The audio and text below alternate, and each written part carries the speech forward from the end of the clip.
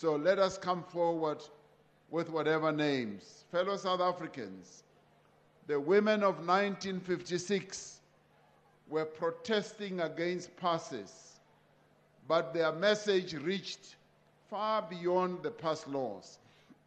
They challenged the idea that women should be confined to the home, that women should be silenced, and that women should not participate in public affairs and should be subordinate to men.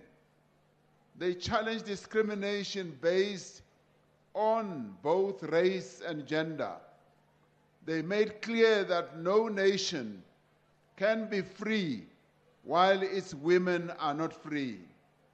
The march itself did not emerge from nowhere. It was part of a long tradition of the women of South Africa's resistance.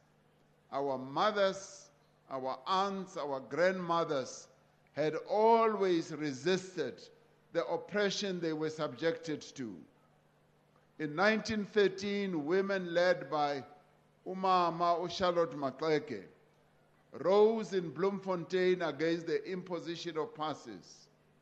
In the decades that followed, the women of our country organized in communities, in churches, and I was very pleased to see on the TV screen that we've got a number of religious leaders who are women amongst us. I extend my greetings to you and my respects. Yes, they came from factories, from farms, and trade unions. They resisted municipal beer halls, low wages, forced removals, and racial oppression.